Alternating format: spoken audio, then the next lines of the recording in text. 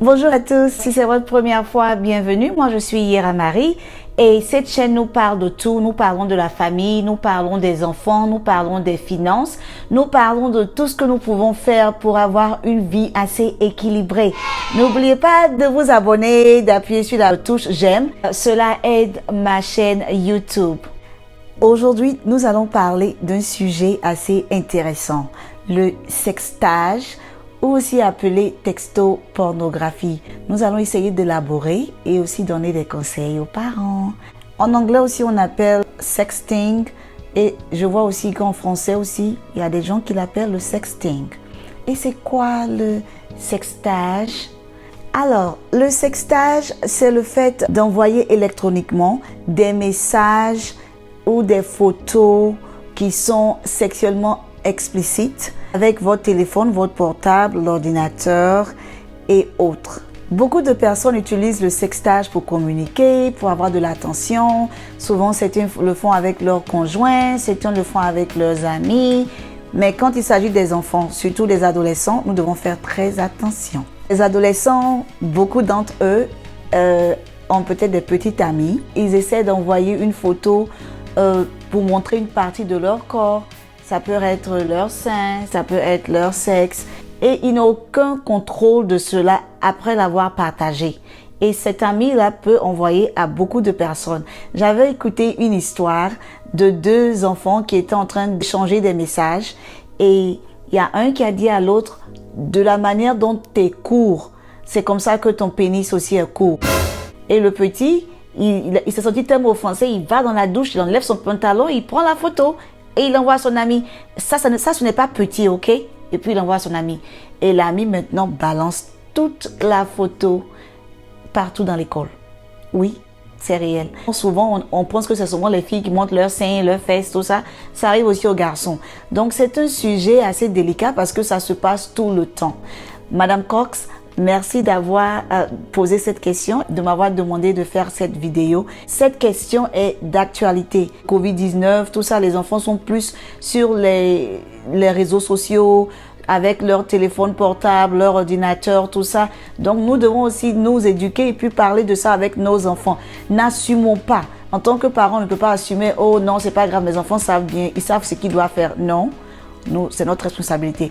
Bon, avant de parler de cela, je vais essayer d'expliquer le genre de problèmes qui peuvent arriver. Il y a des enfants qui ont été arrêtés par la police pour avoir balancé des messages, des photos de leur nudité ou de leurs amis. Donc souvent, il y a des gens qui disent non, c'est pas moi qui ai pris la photo, j'ai juste partagé. Vous êtes aussi coupable dans certains pays. Donc ça dépend de où vous vivez. Mais nous devons aussi être sûrs que nos enfants sont au courant de ce qui se passe.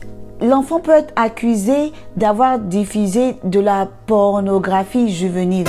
Je connais des personnes qui ont dépensé beaucoup d'argent avec des avocats parce que leur enfant a été dans ce genre de situation et les parents ne voulaient pas que ça affecte l'éducation de l'enfant. Quand l'enfant va au collège, il y a certains boulots, on vous met comme un offendeur sexuel, comme on dit sexual offender. Quelqu'un qui est mauvais avec les enfants, pourtant, ça pouvait peut-être être réglé depuis le début s'il y avait cette communication avec les parents et les enfants. Le harcèlement et l'humiliation sont des problèmes que nous voyons beaucoup, surtout avec les adolescents. Et beaucoup d'enfants se suicident à cause de cela. C'est important de pouvoir éduquer nos enfants sur le partage des informations qu'ils reçoivent. Ce qui me fatigue dans tout ça, c'est lorsque vous avez un couple de jeunes qui sont ensemble et lorsqu'ils ne sont plus ensemble, la fille dit « Oh, c'est fini, je ne veux plus rester avec toi » ou le monsieur dit « Je ne veux plus rester avec toi » et l'autre conjoint, parce qu'il est frustré ou qu'elle est frustrée, balance la photo de la nudité de l'autre sur les réseaux sociaux, avec les amis, électroniquement. Et c'est pas bien parce que là maintenant, c'est humiliant pour la victime. Ça arrive avec les adultes. Il y a des adultes qui ne sont plus ensemble et l'autre conjoint a fait cela à l'autre et c'est pas bien. Je me suis posé la question, mais pourquoi les adolescents s'adonnent au sextage? Il y a beaucoup de recherches qui montrent que c'est juste parce que leurs amis le font. Et c'est la pression des amis, la pression de leur génération qui les pousse à pouvoir faire ce genre de choses. Ils ne pensent pas aux conséquences. Avant, dans les dortoirs, tout ça, vous avez des gens qui, si ce sont vraiment que des filles qui font du sport, elles vont se changer ensemble. Si ce sont des hommes, ils se changent ensemble. Maintenant, avec le sextage, c'est sérieux. Tu ne peux pas te dire, je suis avec des filles dans une salle, on doit se changer pour aller peut-être jouer à un sport. Tu dois faire attention. L'enfant doit comprendre cela parce qu'il y a quelqu'un qui peut se lever comme ça, prendre la photo d'une autre personne sans que l'autre personne ne le sache et balancer la photo partout. Et là, maintenant, ça devient grave parce que la personne peut aller à la cour, aller en justice pour se plaindre. Et la personne qui a pris la photo peut-être voulait jouer un jeu, voulait s'amuser, voulait se moquer. Dans tous les cas, ce n'est pas bon. Comment les parents peuvent-ils arrêter le sextage?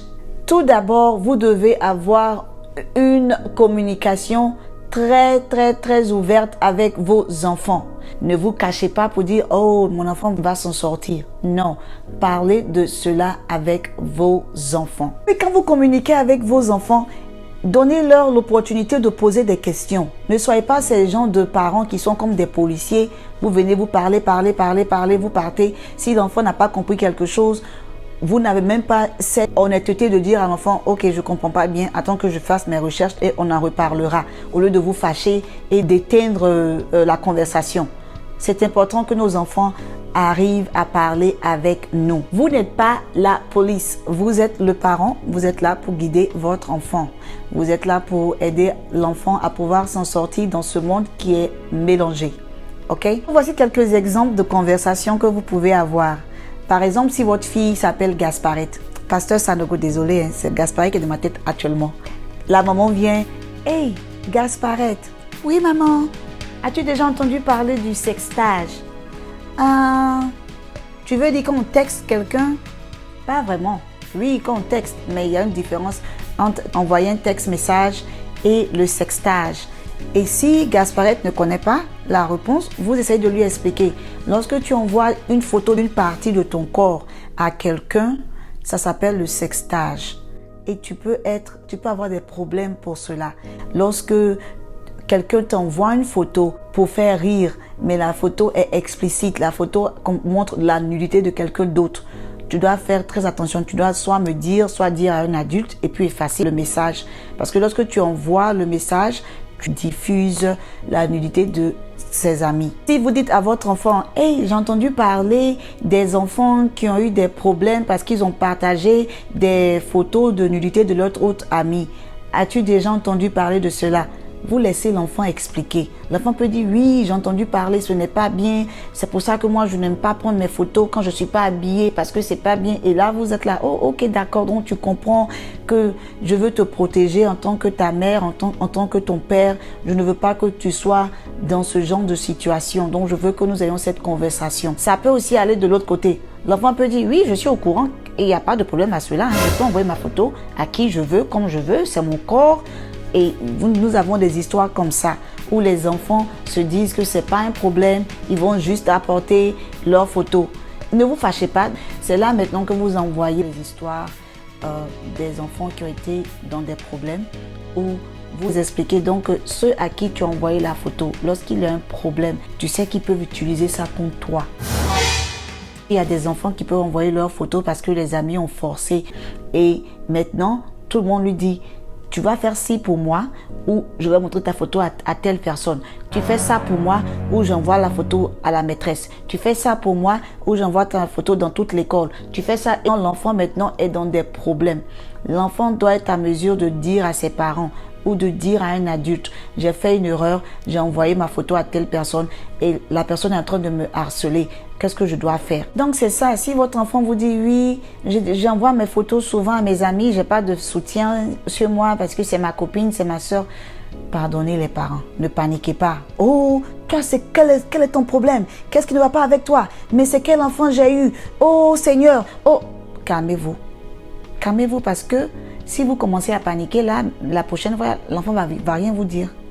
Donc, essayez d'écouter d'abord et puis asseyez-vous avec l'enfant avec votre calme et demandez à l'enfant, ok, nous allons parler de comment nous pouvons nous arranger pour ne pas que ce genre de choses arrive. Si un ami te demande, envoie-moi la photo de ton pénis, envoie-moi la photo de tes fesses ou de tes seins, qu'est-ce que tu dois dire? Que vas-tu faire? Essayons de trouver des solutions par rapport à cela. Soit tu viens me dire, soit tu dis à la personne, non, je ne fais pas ce genre de choses. Mon corps, c'est le temple du Saint-Esprit. Vous pouvez avoir différentes conversations. Et puis aussi, si vous n'avez pas encore vu ma vidéo sur maman, j'ai besoin d'un téléphone portable, je vais mettre aussi le lien. Vous pouvez aussi voir pour avoir des idées. Parce qu'une fois, avant de donner même le portable à l'enfant, vous devez avoir des conversations avec vos enfants pour qu'ils sachent ce qu'ils doivent faire et ce qu'ils ne doivent pas faire. Alors, donc c'est tout pour aujourd'hui sur le sextage. Rappelez-vous, vous êtes des parents, moi aussi je suis une mère. Nous tous, nous essayons d'avoir un environnement assez sain pour nos enfants. Ai-je oublié quelque chose? Qu'est-ce que vous pensez du sextage? Mettez vos commentaires. Laissez-moi un message. N'oubliez pas de vous abonner si vous ne l'avez pas encore fait. N'oubliez pas aussi d'appuyer sur la touche j'aime. Merci encore et à bientôt.